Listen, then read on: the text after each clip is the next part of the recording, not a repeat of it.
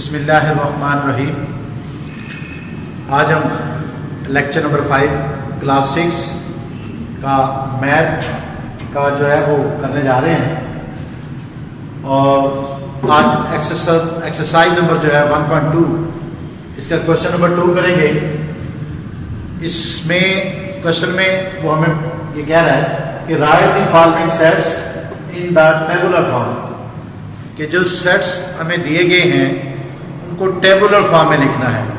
Tabular form में लिखने का मकसद ये होता है कि जो भी हमारे पास डाटा है उसे हमने एक ब्रैकेट फॉर्म में लिखना है और हर जो डाटा है जो दूसरे से मुख्तलिफ है उसके दरमियान में हमने कॉमा यूज करना है। तो इस फॉर्म में लिखने को हम क्या कहते हैं? टेबुलर फॉर्म कहते हैं। पहला हमारा जो है वो सवाल है, the set of names of 3 boys whose name start with the letter B, के 3 बच्चों के नाम लिखें जिनका पहला लेटर जो है वो B से स्टार्ट होता हो। हमने उसी स्टेटमेंट को पढ़ा, पढ़ने के बाद फिर हमने क्या इसका आंसर लिखना है, लेकिन असेसमेंट करने के बाद हमने स्पेलिंग वो यूज करने हैं जो आसान और छोटे हों। तो पहला है कि set A is equal to answer आएगा। यह है बाबर, बदर, बिलाल। अब हर जो है वो नाम जो है वो दूसरे से जुदा है, अलग है, तो दरमियान में हमने कामा यूज किया। तो इस तरह के लिखने को हमने क्या किया, ये टेबुलर फॉर्म है। ये कौन सी फॉर्म है? Tabular form. Next, set the name of 3 girls whose name start with the letter I, कि 3 लड़कियों के नाम लिखें जिनका फर्स्ट लेटर जो है वो आई हो, यानी उनके नाम के शुरू में आई आता हो। तो बेटा ये देखिए, तो हमने जब इस स्टेटमेंट को पढ़ा उसके बाद फिर हमने इसका आंसर लिखा। ये है इकरा, फर्स्ट लेटर आई है। इफरा, इसका भी फर्स्ट लेटर आई है। आ गया इरम, इसका भी फर्स्ट लेटर आई है। इसके अलावा और भी नाम हो सकते हैं, ये कोई जरूरी नहीं कि यही नाम हो जो आपके मतलब गिरदोनवा में है। बेशुमार ऐसे नाम है जो आई से स्टार्ट होते हैं। Number 3, the set of 4 domestic animals. Domestic बेटा वो एनिमल्स होते हैं जो घरों में पाले जाते हैं, जो घरों में लोग रखते हैं, उनकी परवरिश करते हैं। ऐसे जानवर जो होते हैं उनको डोमेस्टिक एनिमल कहते हैं। उन्हें घरेलू जानवर जिसे ज्यादा लफ्जों में कहा जाता है। तो आपने ये देखा, गॉट, डॉग, काऊ, हॉर्स, ये तमाम जानवर जो हैं ये घरों में पाले जाते हैं, यानी गाय, कुत्ता, घोड़ा, गधा, बकरा, बकरी, भैंस, ये इस तरह के बेशुमार और भी जो है, इनके अलावा भी जो है नाम है।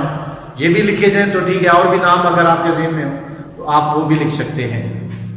Next, the set of 5 birds, 5 परिंदों का सेट। बर्ड्स परिंदों को कहते हैं जो परों वाले होते हैं। हमने उनके नाम जो सेलेक्ट किए हैं, पहला है स्पैरो, पैरट, पिजन, क्राउ, आगे है कुकू, ये नाम है। इसके अलावा और बेशुमार ऐसे नाम हैं जिनसे आप वाकिफ हैं, और नाम भी आप लिख सकते हैं। ये भी लिखें तब भी आपकी जो है रिक्वायरमेंट पूरी हो जाती है। इनके अलावा अगर आप और लिखना चाहें तो आप भी लिख सकते हैं। तो इसका आपने सवाल को पढ़ा और उसके बाद आपने सवाल को समझना कि पूछने वाला क्या पूछ रहा है। आप अपने लफ्जों में भी इसके और नाम जो है वो लिख सकते हैं जी। नेक्स्ट आ गया, the set of 3 prime ministers of Pakistan, यानी पाकिस्तान के 3 वजीर जो आजम हैं उनके नाम लिखने आपने।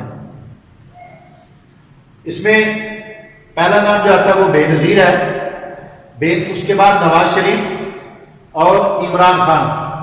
शौकत अजीज भी लिख सकते हैं, और इसके अलावा और भी नाम आपके हैं जेल में हो तो आप लिख सकते हैं, जरूर नहीं कि यही आप नाम लिखें। नेक्स्ट, इसके बाद the set of 5 famous cities of Pakistan, Pakistan के 5 मशहूर शहरों के नाम लिखें, जो सिटीज हैं, शहर हैं। हाँ जी, तो क्या है?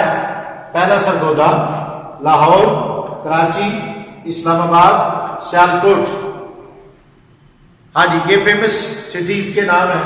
हर शहर अपनी जो एक खास वैल्यू रखता है, अपनी वैल्यू की बना पर जो है वो शोहरत का हामिल है। तो इसके अलावा बेशुमार और भी फेमस सिटीज हैं, आप वो भी लिख सकते हैं, इसमें कोई रुकावट या बंदिश नहीं है। नेक्स्ट टॉपिक हमारा टाइप्स ऑफ सेट्स।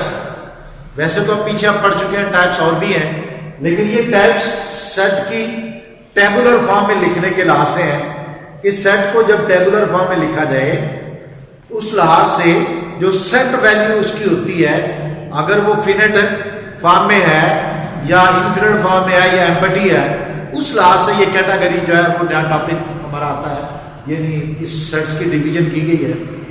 तो पहला है फिनिट सेट्स। बेटा ये वो सेट्स होते हैं जिनके एलिमेंट्स जो होते हैं उनकी लिमिट जो है वो मुकर्रर होती है। आप उससे कम या ज्यादा नहीं लिख सकते, जितना कहा जाता है उतना ही लिखना होता है। A set having a finite number of elements is called a finite set। एक सेट जो है जिसमें एलिमेंट की तादाद जो है वो मुकर्रर हो, उसे फिनिट सेट कहते हैं। For example, A is a set of natural number up to 10। Natural number up to 10। अब इसका लास्ट डिजिट जो है वो हमें दिया गया है, इसे हमें मालूम ये होता है कि ये हमारा लास्ट नंबर है और ये इसकी लास्ट बाउंड्री है, इससे आगे हम नहीं जा सकते। तो ये एक फिनिट सेट की जो एग्जांपल है। इसके अलावा और बेशुमार ऐसे सेट्स हैं जिनकी नंबरिंग होती है, वो अल्फाबेट फॉर्म में भी हो सकते हैं, नंबरिंग फॉर्म में भी हो सकते हैं। अब नेक्स्ट इनफिनिट सेट।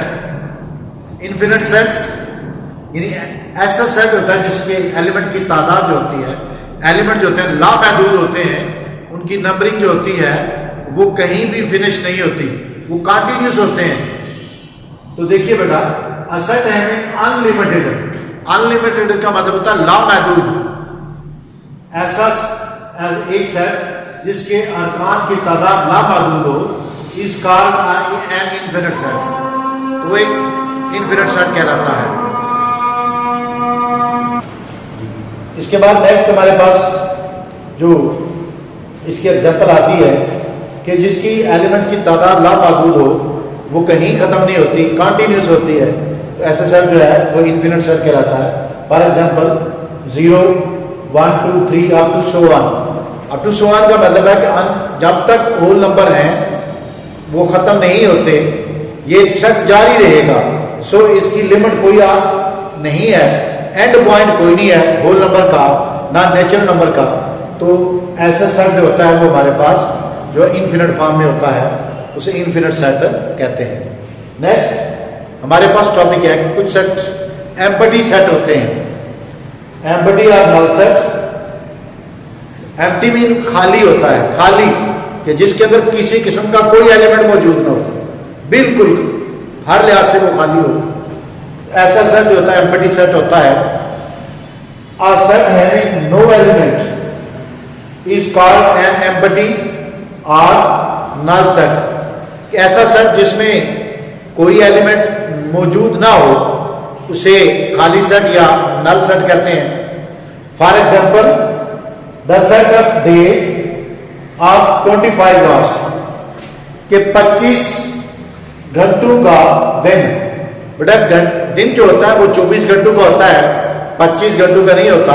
इसके अलावा अगर कोई क्या कहता है, a boys set of boys 100 feet के 100 फुट लंबे लड़कों का सेट। बेटा इतनी लंबाई है, इतनी मेजरमेंट का आज तक कोई ऐसा आदमी पैदा नहीं हुआ।